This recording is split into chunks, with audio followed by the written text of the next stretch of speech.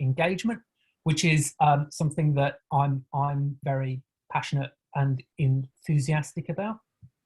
For colleagues that I've not met, I'm Richard Gray, and I lead one of the university's 5 research themes, and the theme that I lead is the Healthy People, Families and Communities theme.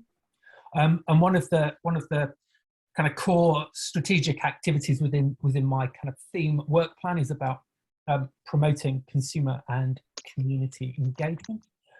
Hence this event, and it's fabulous to see so many colleagues coming along. I wanted to kick off by doing an acknowledgement to country. So the Trobe University, we acknowledge that the campuses we are located on are on the lands of many traditional custodians in Victoria. We recognise their ongoing connection to the land and value their unique contribution to the university and wider Australian society. At La Trobe, we're committed to providing opportunities for Aboriginal and Torres Strait Islanders people, both as individuals and communities, through teaching, learning, research and community partnerships across all of our campuses. Kat, I think you're going to do an acknowledgement of lived experience. Yeah, so thank you, Richard. So I'd just like to recognise the lived experience of the people in this room, whether they be identified or unidentified. And I also like to acknowledge the brave resilience and courage of all of the people who have gone before me in that lived experience space and have paved the way for our discussions today. So welcome and thank you. Thank you, Kat. And just to say to colleagues that we're going to record the session and make the session available via the themes website, I think. We're going to move on to our second contribution. So the second element of this morning's conversation is entitled "You Can't Ask That." So the whole point being that you hopefully can ask that. So if you've got questions that you would like to ask our 3 contributors, and I'll introduce them in a moment, please put that into Slido, and I'll ask my colleague Lee if she could just, and she's done it already. Lee can clearly read my mind. Put those questions into Slido, and I'll kind of ask those questions as they pop up. But to introduce our 3 colleagues for the next section. So our first colleague is Beck Flower. So Beck is a lecturer in the Department of Psychology and Counselling at La Trobe, and a neuro-diversity advocate, conducting research exploring ways to improve equity of access to employment and mental health services for autistic people. Beck has begun to explore ADHD as a lived experience researcher, participant and advisor. Our second colleague is Catherine Brasier. And Catherine Brasier is a lived experience academic and postdoctoral research fellow in the School of Social Work and Social Policy at La Trobe. She draws on her experience of mental distress and personal recovery, plus her experience as a mental health worker, to inform work that connects lived experience, service development, delivery and research. And she has a Bachelor of Social Work with honours, Bachelor of Arts, and is a qualified drug and alcohol counsellor. And our final colleague is Ashley Nugg. Ashley is a diabetes advocate, an accredited practicing dietitian and lecturer at La Trobe. And through her own lived experience with the healthcare system and research, she has developed a passion for digital health, chronic disease management and education, community engagement and co-design research. If we could welcome our three colleagues, and I'm gonna ask. The aim of this session, colleagues, is to ask the questions that people wouldn't be comfortable normally asking. Is that correct? Yes. So the whole idea of this panel is that any question, there's no question that's too stupid, too dumb, too off their books. Just go for it. Okay. So the top question, and whoever wants to take this can take this, which is, what method do you recommend for recruiting people to an advisory group?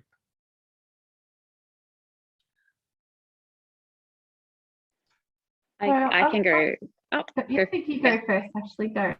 Okay, so in the diabetes community, we often try and recruit from the community. And what we've come to realize is that often it's really difficult to do so because either people are really busy or they just don't understand what's asked from them. So having set really clear expectations in terms of what we want the advisory committee members to contribute to, how often them to talk to, like, you know, have meetings and things like that. If there's any remuneration as well, that needs to be clear and upfront. And in terms of getting people to contribute, we kind of do a almost, you know, send us a brief paragraph on why you'd be interested in, you know, in this project, and also how you're engaged with the community, the wider community. So what we're looking for are representatives of the communities, because we know that, you know, it's difficult to get one person and only jump off their experience. We kind of want someone who can listen to in on other experiences as well and sum that up when they bring that to the group as well. So that's how we kind of do it. Can I challenge the advisory group idea? Pam talked about the dangers of tokenism, and having a consumer on an advisory group is that, I'm just trying to be a bit spiky, is having a consumer on an advisory group, is that not an example of tokenism? And if Pam wants to comment, she would be, please do so. Ash, I don't know what your thoughts are. It's difficult because once you start adding up different people from different backgrounds in the diabetes community, you got, you know, person with type 1, type 2, from, you know, someone with a different type of diabetes, you're looking at kids, adults, older adults, you start to get a really, really big group. So it really depends on how you use the advisory committee, whether it's to come up with the research questions to actually then drive the research that's going to happen, or whether it's just a tick the box activity where, and I've been part of it where it happens where an organization would, you know, create something and go, here, advisory committee, have a look at this. We just want you guys to, you know, tick the box and say that you've looked at it and approved it. And by the time that comes to us, it's kind of like, well, that's, you know, we can't make any changes now. Whereas if you've got the advisory committee from the very start, driving the research questions that are going to be asked and the activities that are going to be done, that then forms a very different conversation. So you can still have an advisory committee, but use it in a very effective and meaningful. Pan, can I ask you to comment, because you did raise it as an issue?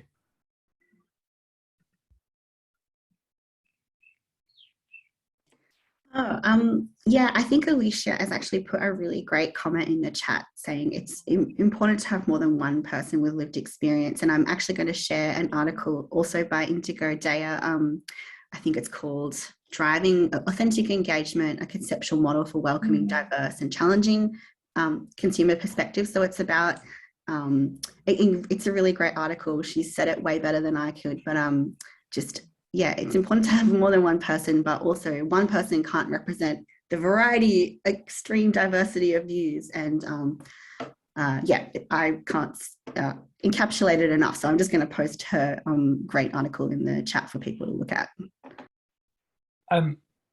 Catherine, yeah, I think it depends a bit on how it's done. Like, we had a really good example of having advisory groups with peers and EDs, because I think we had nearly 20 members, but half the lived experience. So we had this great diversity in that. But that was backed up by the fact that the project had also been initiated from a lived experience point of view and supported by researchers. I was the RA on that, and we had a PhD. So it's a component of an overall set of strategies that I think is really important. And I would say, even, you know, doing lived experience led stuff, I would still design to have an advisory group, even if I'm the lead, because like Pam said, I want to have all those other perspectives as well, and those other things that people's, you know, perspectives and worldviews bring to that project as well. I think that's really valuable. But I think what the question does speak to, I think, especially in mental health, is that we do experience that as being siloed, and that there's a gap, and that when I talk to researchers, I often hear, well, how do I connect with consumers? And I think that we're really lucky today to have, you know, our VIMIAC people here who have given us a hint. They've told us about the consumer registry. they've you know, you can Google how to contact VMIAC. So I think for some of the people that are struggling with how do I connect with this more, that our guests from VMIAC have done a good job at kind of guiding us there a little bit. And because VMIAC's got such a wonderful history too, that we can kind of tap into and seek advice from as researchers. Thanks, Kat. I think that's a really good point. I was also thinking too of ways that I've approached advisory groups in the past. Talking is, I guess, most of my research is as a non-autistic autism researcher, and I'm really just getting involved in ADHD research as a person with ADHD. So I can kind of talk to being not a part of the group that I'm working alongside and a part of the group that I'm working with. And I found that it can be really helpful, or it's really important actually to start. I know the ladder was spoken about. Sometimes you do need to start with those initial steps, and starting with an advisory group can be a good way to build rapport with community members to then get involved. They might then get involved in earlier stages of the research at a later point in other projects that you've got. Ways that I've built advisory groups have been things like approaching people directly, particularly say academic researchers in the space who have lived experience, and building relationships over time with them. Advertising for advisory group members through things like social media, and getting to know the community that you're working alongside, and getting to know those issues, and getting to know key players, and also kind of building relationships with community groups, kind of like VMIAC. I guess in autism research, I build relationships with, say, Asperger's Victoria, and then you've got channels to kind of learn from other people as to who you can ask, and then you start building relationships with particular individuals with lived experience, both with traditional academic expertise and people without that traditional expertise. So it does take some time to work your way up that ladder of to participatory research involvement. And I think, like Kat said, they can be a great way to, once you're at the top of that ladder, still have an advisory group, but earlier on in building up your capacity to do consumer involvement as well. And I think when I think of it more broadly, again, the determining factor, and this is like I always publish using the phrase like, and we had a lived experience researchers and authors, and they were involved in the decision-making process.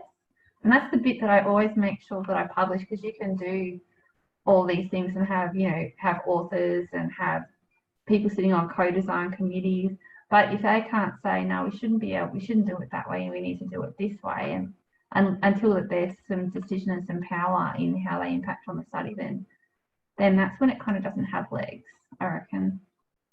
Can I ask, so there's a couple of questions about, so I've also got a 8-year-old giving a background commentary outside my room. So if I look distracted, it's because I'm trying. There's a number of questions sort of about money and paying colleagues for participating and contributing. And I think Alicia's asked a question about kind of human resources departments, HR in universities, and can you comment about some of those very practical but real challenges? And Beck is nodding and smiling, which would indicate that she's got helpful and wise things to say. It's something I've had trouble with. It's something I've been trying to navigate. I guess experiences that I've had have been ensuring that grant applications include payment, include remuneration for advisory members, for consumer involvement. That's where I've struggled though, because I found that you can put in grant applications, money for advisory groups, money for particular advisors. In our internal research, I've been able to find money for paying individual advisors to work on things in the middle of the stages, or interpretation of data, working alongside autistic people, working alongside people with regard to methodology of the study. But I haven't really yet determined how to, I've been thinking a lot about how do we pay people from the early stages if it's about the design of the project. If as an early career researcher, I don't really have access to funds. I have thought about paying people. So I've hired through grant money key staff members with lived experience, but with regards to engaging with community members without traditional academic expertise from the early on stages, that's where I've struggled. And each time I've looked to work through the whole remuneration process, it has been different with regard to who I've approached, how I've got to do it, how much money to pay, to work with. And so I think it's something that at a university level would be a great discussion to have, and having some guidelines would be really useful, because I think that's one of the really tricky things to navigate in academic research from a procedural level, for it to be fair. And so money and time are the key things I've struggled with, allowing for enough time and allowing for a clear process around remuneration. Yeah, it's phenomenal, like even with the best of intentions, when you actually go to pay anyone for anything from within a university, how incredibly difficult it is to do. So, and the ways that we're often limited bureaucratically in how we pay. So like even like we used to have a choice of gift cards for participants or for whoever, and we used to have a choice, but then when COVID hit, one of the places that I was most strongly impacted was that the choice of gift cards went from, 5 different cards. You could have Target, you could have Maya, and it got restricted. So it meant that what I was actually able to offer to people was not what I wanted and not what I thought that was their best gift to them. Fortunately, everyone was very, very gracious. But it was also really difficult because some of our projects were in regional New South Wales, where if you give someone a Coles instead of a Woolworths, that might not be in their town. So all of a sudden, these incredible bureaucratic things can really kind of stomp all over your best intentions and what you really would like to be able to do. But, we are having ongoing conversations with the people that are here today, like with Becca and Ash, around trying to find better ways to do that within the university. I would be really happy to hear from anyone who's got any hacks or tips for trying to get that through. And it's a little bit the same putting it into ethics as well. I know people have difficulty trying to get that through because it can be seen as coercive when you're paying service user participants. Yeah. Ash, any comments from you? I think the only thing with the gift cards that we haven't really discussed is that sometimes participants can find it quite condescending that you're giving them gift cards as opposed to remunerating them for their time and their expertise, because it's almost like, here you go, we don't trust you to spend your money, but so here's a gift card to spend it on groceries and things like that. And I've only encountered maybe 1 or 2 instances where that's happened, where they're like, oh, why can't you just give me cash instead? Like, are you scared that I'm going to spend my money on something naughty? And I was like, oh, this, our hands are tied in terms of what we can do. And it becomes quite then limiting, and then it discourages them from, taking part in these things again. So, and then you always have the token, go into the chance to win, one or two iPads and things like that. And it's like, it can only be like so many iPads you can give away. And sometimes people don't want iPads or, whatever. So being genuine about how you thank participants and your consumers in the work that they give makes a huge difference as well, rather than just, here's some cash and things like that. So I think there can be a combination of that too. Can I'm sorry, I'm trying to push the conversation along because I'm panicking about time. I'm not panicking about time, I'm worrying actively about time. So somebody's posted a question which is about ethics committees, and that ethics committees have not kept up with kind of consumer involvement, engagement in research. So how can we get ethics to committees to be less risk averse about consumer researchers? Oh, I'm going to field that one, because especially in mental health, we have that come up as a problem, as an issue. And I would challenge us as researchers, especially if you're in social work, to be able to respond to systems and pressures in innovative and helpful ways. So one of the ways that I write my ethics proposals is to assume that they only have empirical knowledge and they don't have any first-hand experience in mental health. So what I have is written out the bits that they often need to know, which is that the people that I'm going to be talking to in our focus groups and interviews live in the community, they manage their finances independently, they manage their health independently. And I need to tell them a little bit about what that experience is like, because there's lots of unknowing in that space. But as researchers, it's our job to support the ethics through those patches of unknowing. And there's just really common spaces where the ethics will kind of crack it. They'll crack it at they'll assume that people with in mental distress or mental illness can't make their own decisions and are dangerous, and they'll have those stigmatizing views, but you can support them through a little bit. They'll also kind of catch it at the point where it's who assesses the ability to make consent. So, and in remuneration, around the fact that that's coercive. So I've developed over time responses that mostly help the ethics communicate through that they're unknowing around those questions. So if anyone wants to have a chat to me about that, they're really welcome to. But you know, our job as researchers or as, you know, stewards and custodians to support places like ethics to help us to do a better job. I also Use our think diplomacy. Oh, sorry, Kat. That's a really great point. I also think that our current Human Research Ethics Committee, which I'm a member of, is actually really open to these discussions.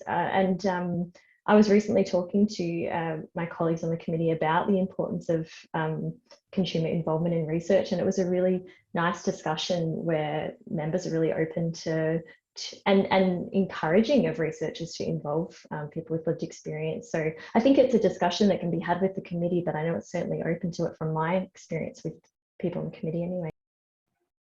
This is a lively debate. There's some lively chat. So this is a nice challenging question, which is there any evidence that consumer involvement improves research outcomes, which is an interesting question. I don't know who would like to take that. I don't know if we've got a comparator. You know, our comparator group is a bit dodgy as well there, isn't it? You know what I mean? Like, I think one of the things that I see where our lived experience work really kind of guns it over the top of traditional research is in understanding what the problem is. And then understanding the people who are impacted by that as well. That's something that I see chronically done incorrectly by research. So I just think doing the lived experience stuff is really important. I also note that, you know, we have that with peer work as well, is that peer work is the most scrutinised discipline of all disciplines in history in terms of empirical research.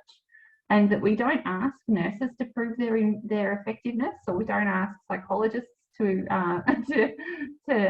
prove their effectiveness, but we ask these questions really strongly of our lived experience people. But I do think that, you know, if you want to understand any experience, you've really got to go to the people that are on the ground to understand it and define it. But it does mean that you've got to hand over a big chunk of power. I think a lot about validity too. Like, if I think about my experience of autism and my understanding of autism, it would be so different if I had just read about autism rather than working very closely alongside autistic colleagues and community members. Like, just thinking about ADHD, I know my understanding of ADHD and my understanding of what it would be if I was just reading the literature was very stereotyped and was very, it was absolutely not as nuanced as I have now, learning more about it. So before I knew, because I had a late diagnosis, I was only diagnosed in my early 30s, I had a very little understanding of ADHD. And I think that it's really got me reflecting on how I approach autism research, and how if I had just read the literature, it would be very different. So it really impacts things like validity of the tools that you're using and the wording being used, of recruitment and accessing the participants of interest, of the way you're measuring things, of the way you're interpreting data. You could be avoiding misinterpretation by including people with lived experience. And often there's a really good understanding of the challenges and needs within the community that you might not be targeting if you're only looking at the gaps in the literature. So I think, I'm not sure, I guess, of any academic evidence around this, but I think there'd be a lot to say around improved validity, improved representation, targeting the needs of the community by actively involving people with lived experience, in addition to improving the ethics of the project. I think the greatest evidence is that people, you know, speaking from my own, you know, thing, is that people who have experienced mental distress are telling us, we don't know about that research, that doesn't really speak to me, that doesn't relate to me, this isn't getting me what I want. The services based on this evidence aren't doing things that I want them to do. And there's such a quorum of that at the moment. I think that's really worth listening to. And I think that that's also thinking outside into, you know, places of disability. Like, around NDIS at the moment. Those voices who are saying, I don't know if this evidence reflects me, I don't know if these services reflect me, are really important. I think that Ash, go. I was going to jump on and say, like, one of the questions that came up on Slido where I was reading through was also, you know, if you're a lab scientist, how this, you know, consumer research like impacts you. And in the diabetes community, like, we work closely with JDRF that does a lot of lab science, because a lot of their work is based around finding a cure for diabetes, which is very sort of lab-based type things. And JDRF has a very strong consumer engagement component to all their research funding and grants. So as part of that, they require that, you know, your science needs to be explained in a very layman's term. And one of the programs I was part of there was actually going to chat with those lab scientists that have won research funding, so that they get to chat with someone who's living with the condition, and, you know, they get a lot of value out of that in terms of understanding the daily impacts of living with diabetes, how language impacts us when they're talking about subjects. Like, that's so dehumanizing to people living with the condition. But also when they're only focusing on the negatives, like, you know, complications and that you'll die and that you lose your eyesight and things like that. So it really brings that whole 360 back of, you know, what is my work about? What is my research about? And how does that impact the real world? So when we're focusing purely on research outcomes, are we really considering the wider impact of our research? Would be what I would challenge. That's a great point. Thank you. Can I draw this element to a close? And if colleagues could thank Catherine, Ash, and Beck, that would